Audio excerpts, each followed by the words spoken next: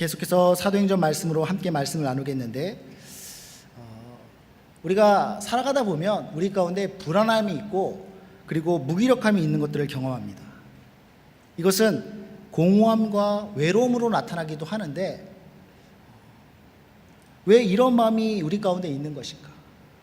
왜 우리 가운데 이런 불안과 두려움, 무기력함이 있는 것일까?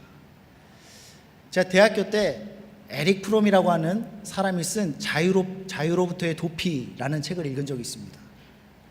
책 제목이 참 그럴싸하잖아요. 이거 읽으면 좀 있어 보이겠다 싶어서 읽는데 무슨 말인지 잘 모르겠더라고요. 근데 한 가지 기억나는 대목이 있어요. 그게 뭐냐면, 인간은 오랜 시간의 싸움을 통해서, 피 흘림을 통해서 자유를 얻었다. 근데 마침내 그 자유를 얻었는데 그 자유와 독립을 맛보게 되자 오히려 그 자유로 인해서 불안과 무기력함을 느끼게 되었다.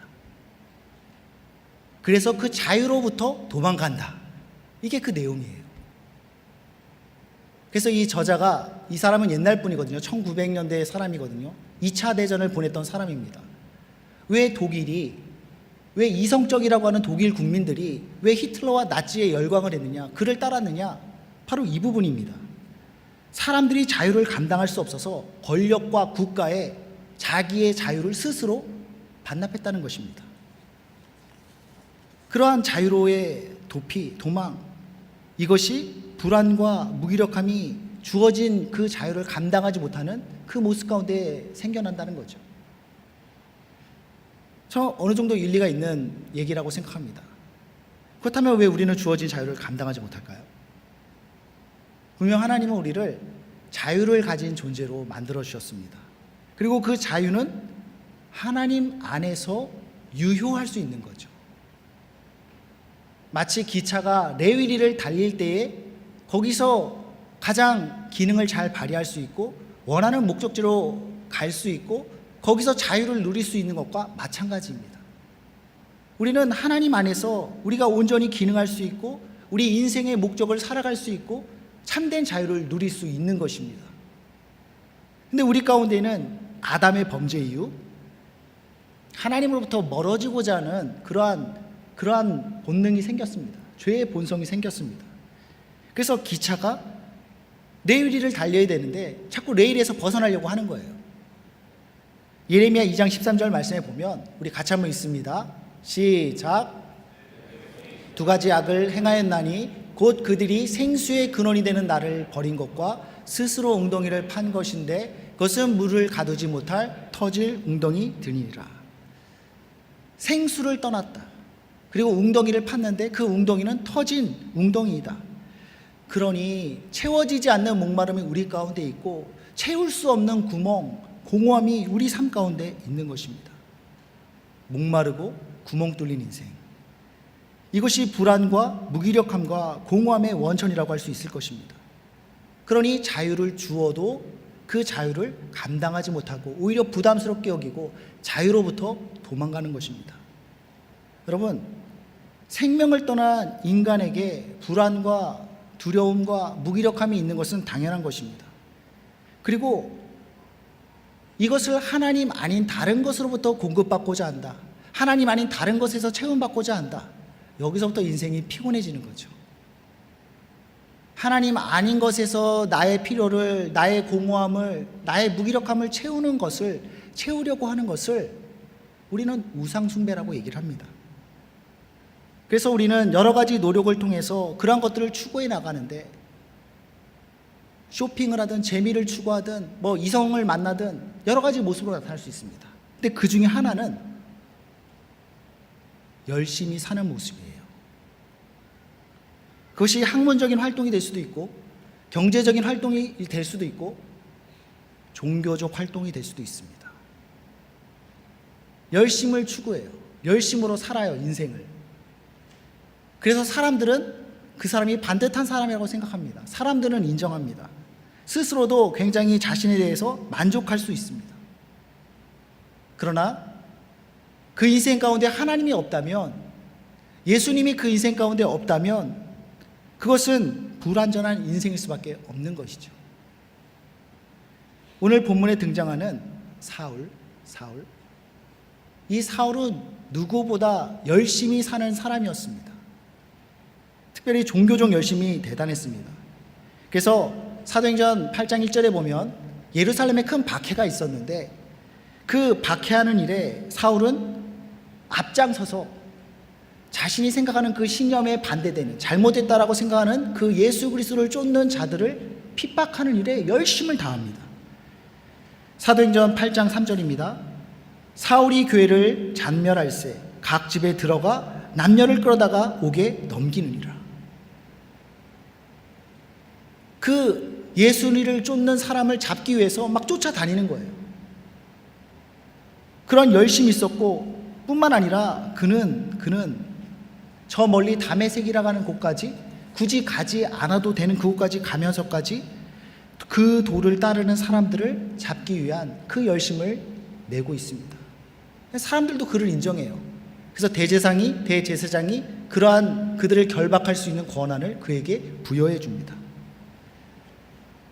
여러분, 우리가 이 사울을 기독교 핍박자로 보지 않고 자기 신념에 따라 열심히 살아가는 사람으로 이 바울을 본다면 이 사람은 참 훌륭한 사람이에요. 괜찮은 사람입니다. 먼저 사울은 배울 만큼 배운 사람입니다. 그는 최고의 학부라고 할 수 있는 가말리알 그 선생님 밑에서 학문을 익혔습니다.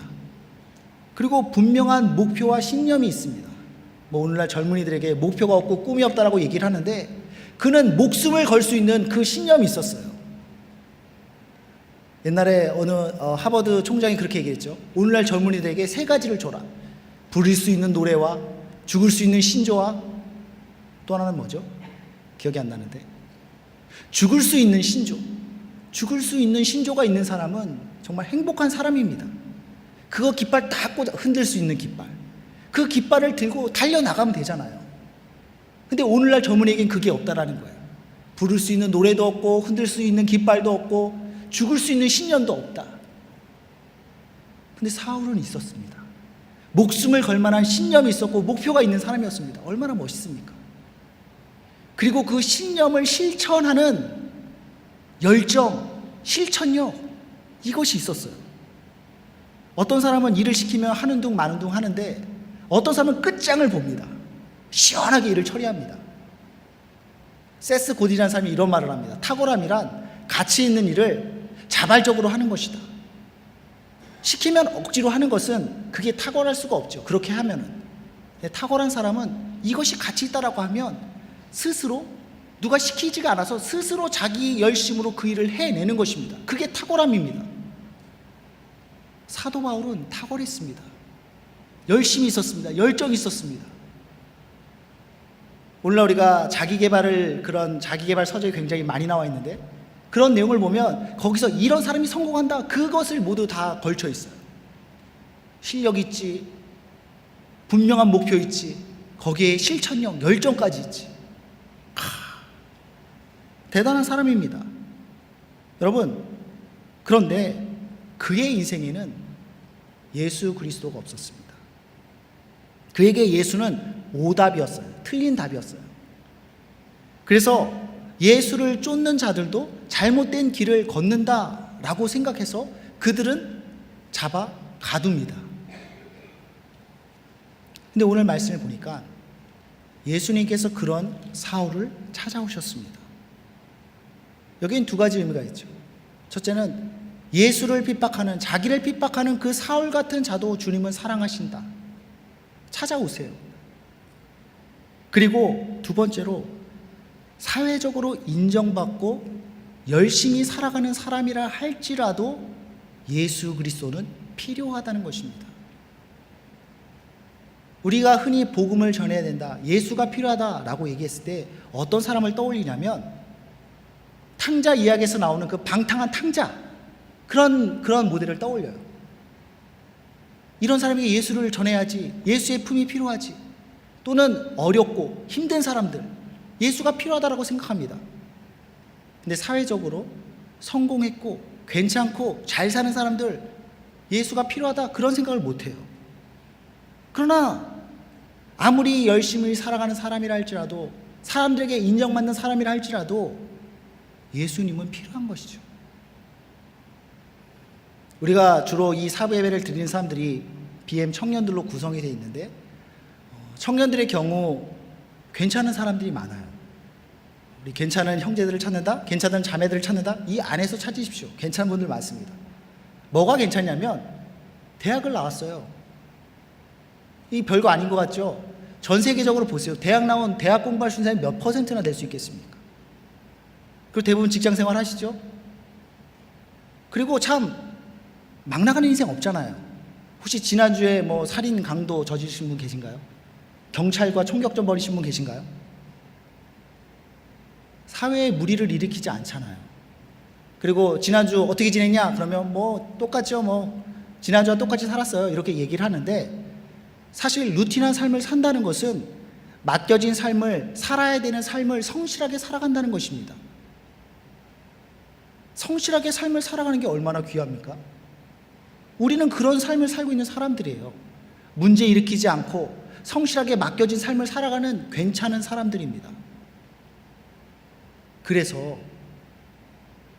심지어 교회까지 나오네요. 거의 매주 빠지지 않고 교회를 나오는데, 그러면 괜찮은 사람입니까? 사람들이 우리를 인정하고 나 스스로도 괜찮다라고 착각할지 모르지만 우리 모두에게는 예수 그리스도가 필요합니다.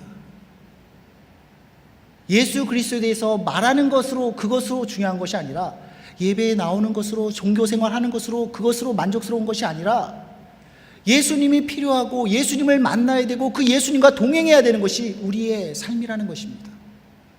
여러분, 우리 가운데는 그런 것이 필요해요.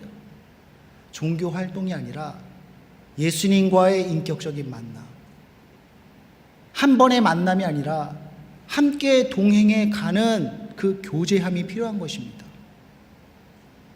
한국 교회 중에 영락교회라는 곳이 있습니다. 한경직 목사님이란 분이 이 교회를 개척하셨고 오랫동안 섬겨왔던 교회인데, 한국 교회를 대표하는 교회였습니다. 그리고 이 한경직 목사님이란 분은 모든 한국 교회와 목사님들이 존경하고 사랑하는 목사님인데 지금 돌아가셨어요.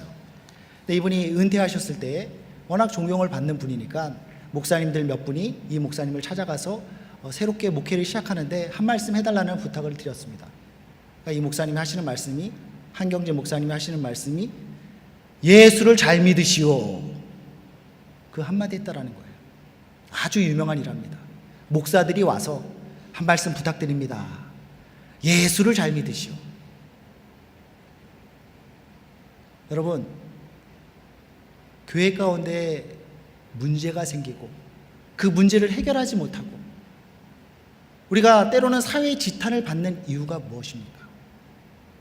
근본적으로 우리가 예수를 잘 못 믿기 때문 아닙니까?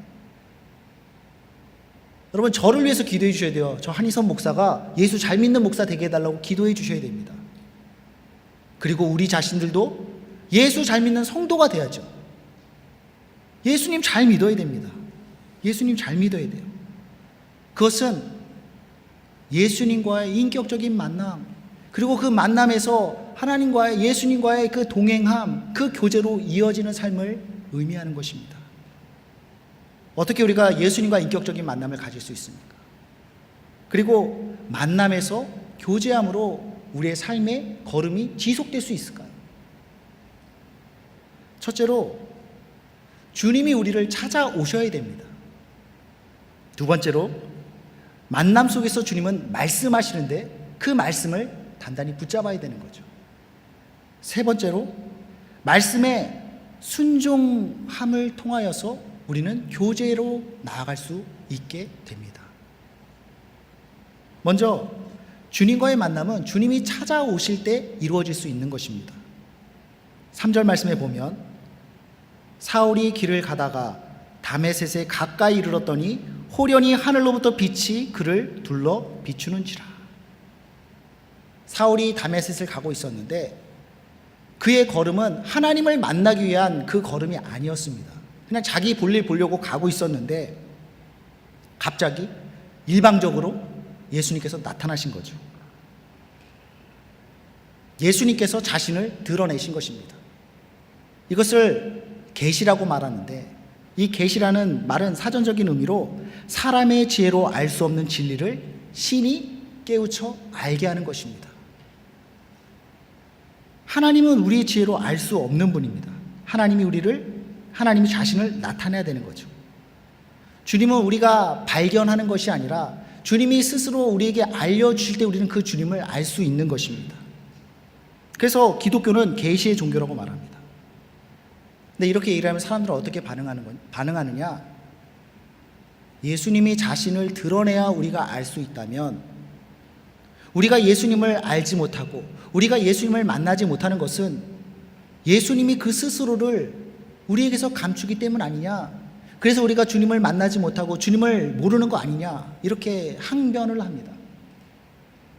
그러나 여러분, 주님은 이미 우리에게 당신을 나타내셨습니다. 우리에게 숨기지 않습니다. 예수님은 당신을 드러내십니다. 하나님이신 예수님은 우리에게 드러내셨어요. 로마서 1장 19절에서 20절 말씀을 보면 우리 같이 한번 읽도록 하겠습니다. 시작. 이는 하나님을 알만한 것이 그들 속에 보임이라. 하나님께서 이를 그들에게 보이셨느니라. 창세로부터 그의 보이지 아니하는 것들 곧 그의 영원하신 능력과 신성이 그가 만드신 만물에 분명히 보여 알려졌나니 그러므로 그들이 핑계하지 못할지니라.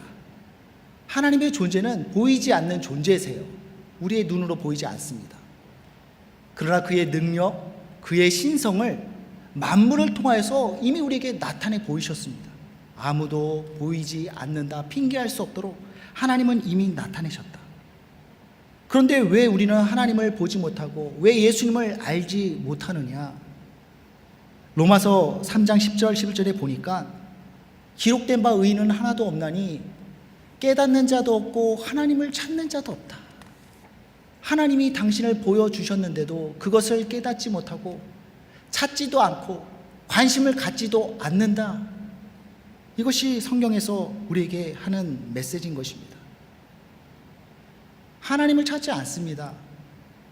예수님을 찾지 않습니다. 굳이 사는데 불편함이 없거든요. 예수님이 없어도 사는데 불편함이 없어요. 만약 크게 충돌하지 않는다면 그냥 같이 있어줄 수는 있어요. 충돌하지 않는 범위 내에서 예수님은 그냥 같이 이렇게 모십니다. 그러나 예수님이 나를 불편하게 한다? 예수님과 자꾸 내가 충돌한다? 그럼 예수님과 끝이죠. 마치 건물주가 새 들고 있는 사람 뭐라는 듯이 예수님 방 빼세요. 얼마나 갑질하는지 모릅니다. 그리고는 예수님을 만나지 못했다, 예수님과 동행하지 않는다, 나 힘들 때 어디가 계시냐 막 이렇게 따지는 거죠.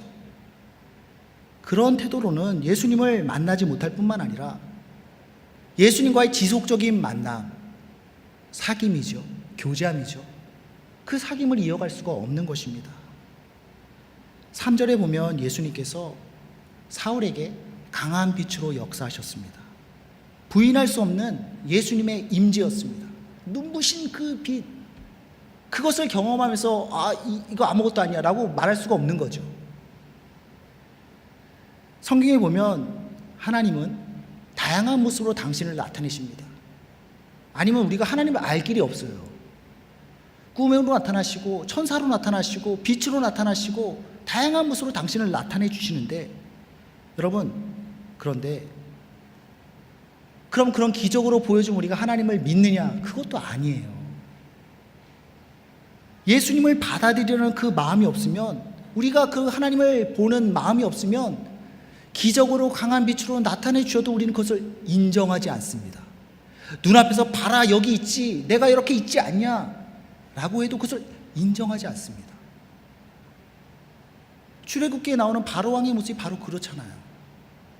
마음이 강팍해져서 하나님께서 눈에 보이는 기적들을 막 보이시는데도 완강하게 거부합니다. 무시합니다. 우리 가운데 그러한 태도가 있다면, 그런 굳어진 마음이 있다면 하나님을 경험할 수도 만날 수도 없는 것입니다. 그러므로 우리 가운데는 이미 우리 가운데 당신을 나타내 보이시는, 내가 세상 끝날까지 너희와 항상 함께 있으리라 말씀하신 그 주님을 우린 눈을 부릅뜨고 찾아야 되는 것입니다. 두 번째로, 주님과의 만남에는 소리, 말씀이 있습니다. 이게 참 중요해요.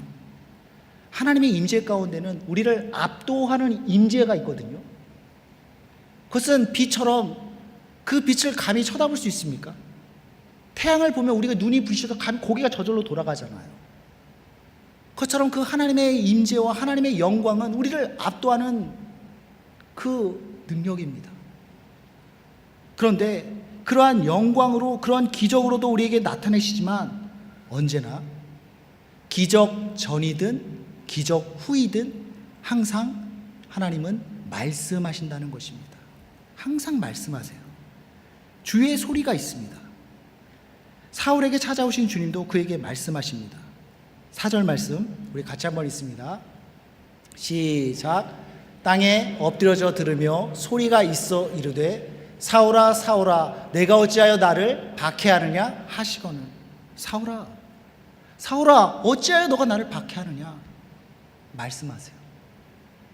사울은 당황스러워서 누구십니까? 누구세요? 나는 너가 핍박하는 예수라. 이 성경 자체를, 이 말씀 자체를 보면 막 거룩한 음성으로 들렸을 것처럼 생각되지만 저는 오히려 평범한 대화였다고 생각합니다. 그냥 평범한 대화예요.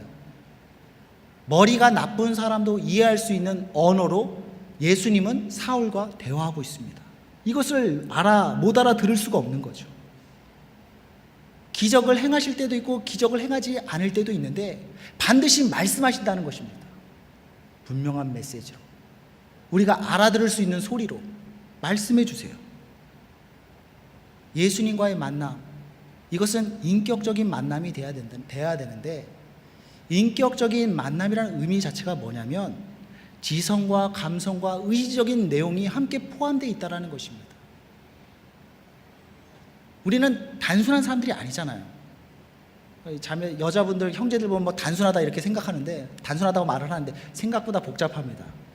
지성도 있고 감성도 있고 의지도 있습니다. 우리가 주님과의 인격적인 교제를 갖는다는 것은 이 모두 세 가지를 사용한다는 거예요. 그리고 그러한 인격을 담아내기 위해서는 언제나 언어를 통해서 우리가 그런 것들을 나누게 됩니다. 그래서 하나님은 항상 말씀하세요. 마가복음 9장 7절에 보면 마침 구름이 와서 그들을 덮으매 구름 속에서 소리가 나되 이는 내 사랑하는 아들이니 너희는 그의 말을 들으라 하는지라. 예수님이 그 제자들과 함께 변화산에 올라가셨는데 그곳에서 하나님께서 그 제자들에게 직접 말씀하시는 내용입니다. 예수님이 그 베드로와 요한과 야고보를 데리고 그 산에 오르셨는데 그곳에서 예수님이 영광스러운 모습으로 변하신 거예요.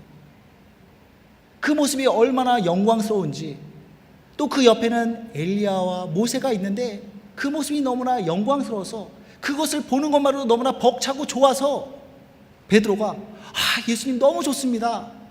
여기다 초막 셋을 짓고 여기서 머물면 안 됩니까? 그렇게 말하고 있는 거예요. 그때 하나님께서 그래, 이 예수는 내가 사랑하는 나의 아들이다. 내가 그를 영광스럽게 했다. 그리고 나서 뭐라고 말씀하시느냐? 그의 말을 들으라. 그 예수님의 영광을 보는 게 중요한 게 아닙니다. 그의 말, 예수님의 말씀을 듣는 것이 중요합니다. 하나님께서 말씀하시는 거예요. 그의 말을 들으라. 그의 말을 들으라. 여러분, 우리가 예배를 드리고 있죠. 예배 가운데 하나님이 주시는 은혜가 있습니다. 특별히 찬양 가운데 주시는 은혜가 있어요. 이 찬양은 우리의 감성을 통해서, 우리 감정을 통해서 마음으로 주님을 높여드리는 것입니다. 그것을 가사를 그냥 부르는 것이 아니라 그 가사를 곱씹으면서 그 내용이 우리 머릿속에서, 우리 마음속에서 두들겨지고 다듬어지고 그것이 다시 토해내면서 기쁨이 되고 벅찬 감격이 되고 은혜가 되고 내가 잊었던 하나님의 사랑을 깨닫게 되고 하나님에 대한 감사가 다시 우리 안에서 뜨거워지는 것입니다. 그런데 그게 전부가 아니에요. 그 찬양에, 그 기쁨에 벅찬 감격에 취해서 거기서 끝나면 안 됩니다. 그의 말을 들으라. 그의 말을 들으라.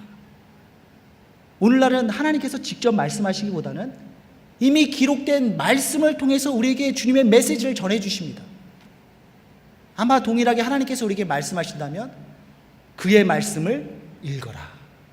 이렇게 말씀하실 거예요. 주의 말씀을 읽어라. 우리가 구약 통독을 하고 있는데 성경을 읽는 이유는 뭐냐? 단순하게 말하겠습니다. 하나님이 그의 말을 들으라 말씀하셨기 때문입니다. 기록되어져 있는 말씀, 이제는 읽어야죠.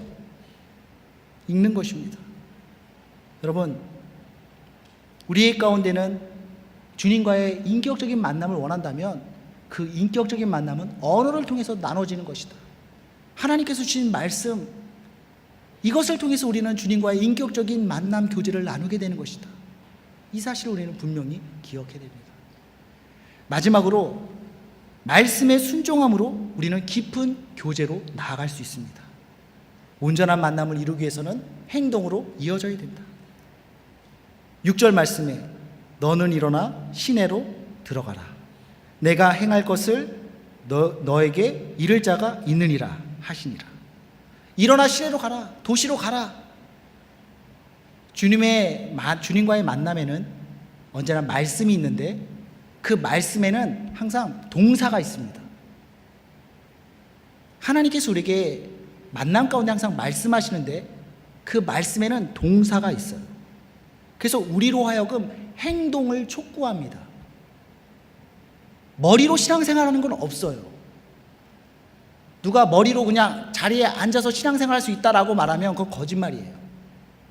언제나 하나님은 동사를 통해서 우리에게 말씀하세요. 우리의 행동을 촉구하세요. 일어나 시내로 들어가라. 하나님이 믿음의 조상 아브라함을 찾아오셨죠. 그리고 말씀하십니다.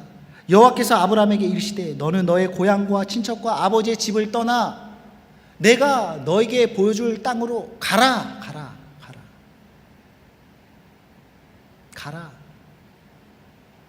하나님이 광야에 머물던 모세를 찾아오셨습니다. 그리고 이집트의 노예로 있는 그 백성들을 이끌어내기 위해서 그를 바로 앞으로 가라고 말씀하시죠. 가라. 언제나 그런 동사를 품고 있다는 것입니다. 여러분, 아브라함의 그 순종, 모세의 그 순종, 히브리서에서는 그들의 순종을 뭐라고 표현하냐? 그들의 행동을 뭐라고 표현하느냐? 믿음이라고 말합니다.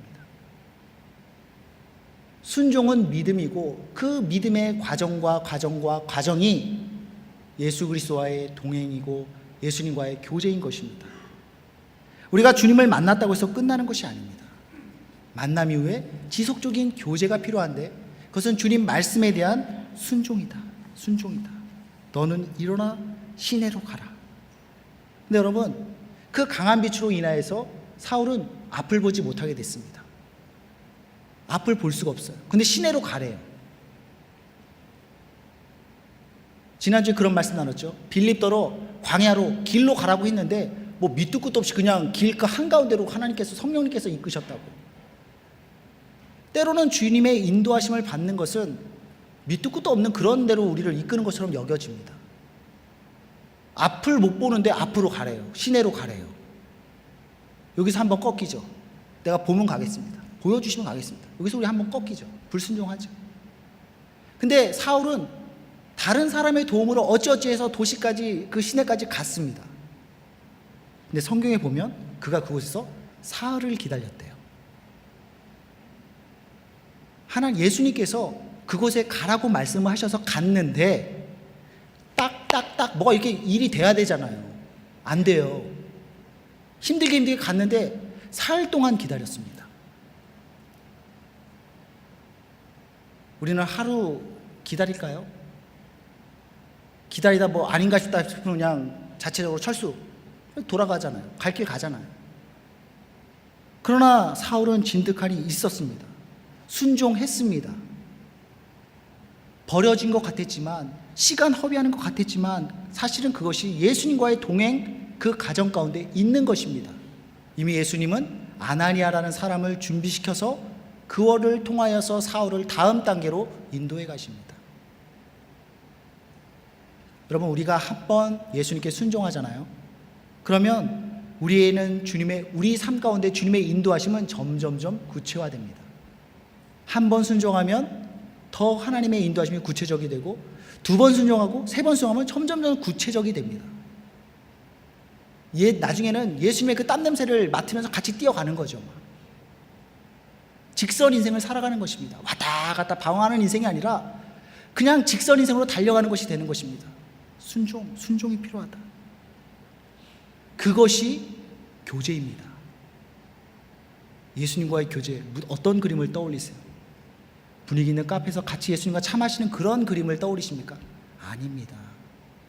말씀에 순종하여서 그 순종의 현장을 땀방울 흘리면서, 때로는 피를 흘리면서 같이 예수님과 가는 것입니다. 그게 교제함입니다. 프랭클 로바크라는 사람이 있습니다. 1900년대 사람인데 옛날 분이죠. 필리핀 선교사로 활동했던 분인데 이분이 그런 책을 펴냈어요. 현대 신비가의 편지. 제목이 되게 신비롭죠. 그냥 자기 묵상한 내용을 편지 형식으로 아버지와 주고받던 그 편지를 글로 모아서 책으로 낸 것입니다. 거기에 보면 그는 이런 내용이 있습니다. 하나님의 뜻에 순종한다는 것은 매일매일 순간의 활동 속에서 하나님과 협력하는 것이다. 하나님과 연합하는 것이다. 그리고 이 협력이란 하나님과의 지속적인 내적 대화를 통해 이루어진다. 내적 대화. 그는 그런 삶을 살기 위한 계속 노력을 매일의 실천과 적용과 실패와 성공을 글로 기록한 거예요. 30년 동안. 근데 그 내용 보면 그 중에 이런 내용이 있어요. 몇 시간이고 하나님께 얹혀가는 느낌이다. 작은 일에서 하나님과 협력하는 느낌이 들었다. 그렇게 하나님을 묵상하고 지속적인 하나님과의 교제와 대화를 하려는 그 가운데에 어느 날 그것을 딱 경험하는 거예요. 하나님께 얹혀가는 듯한, 내가 뭐를 막 하는 것이 아니라 하나님께서 나를 사용하시는 그 느낌, 작은 일에서도 하나님과 함께하는 것을 경험합니다. 그리고 며칠 뒤에 다시 이런 고백을 합니다. 이 시간이 천국일 수 있다. 어느 누구의 어느 시간도 하나님으로 풍성해질 수 있다. 끊임없이 예수님께 순종하고자 하는 그 모습 가운데에서 예수님과의 연합을 누리고 예수님과의 그 풍성함을 누림에 대한 경험인 것입니다. 저는 우리 가운데도 이러한 만남과 교제가 있길 바랍니다. 예수 그리스도와의 연합, 그리고 그 연합 가운데서 누리는 천국의 맛, 그러한 삶 누려야 되지 않겠습니까? 말씀을 정리하도록 하겠습니다. 우리에게는 예수님이 필요합니다. 예수님이 필요해요. 모든 사람에게는 길이요 진리요 생명 대신 그 예수 그리스도가 필요합니다. 사회적으로 인정받고 자기 신념에 가득 차고 자기 만족감으로 살아가는 사람이라 할지라도 예수가 없으면 불완전한 인생입니다. 주님만이 우리에게 참된 만족을 줄 수 있습니다. 우리는 그 예수님을 인격적으로 만나야 되는데 그것은 이미 찾아오신 그 주님, 그 주님을 붙잡는 것입니다. 특별히 그의 말을 들어야 됩니다. 그의 말을 들으라. 그리고 그 말씀에 행동으로 반응하는 거죠. 말씀에 대한 순종, 이 순종이 예수님과의 만남을 지속적인 교제로 우리를 엮어줄 것입니다. 우리를 연결시켜 줄 것입니다. 그러므로 예수 그리스도와의 연합, 그 안에서의 천국의 맛을 누릴 수 있는 우리 모두가 되기를 바랍니다. 기도하겠습니다. 주님과의 만남, 주님과의 지속적인 교제로 살아가기 원합니다. 하나님, 우리의 주인이 되어주시고 우리를 다스려 주시고 주님 말씀에 늘 순종함으로 주님과 동행하는, 주님과 교제하는, 그러므로 천국을 풍성히 누릴 수 있는 우리 모두가 되게 하여 주시옵소서. 예수님의 이름으로 기도드립니다. 아멘.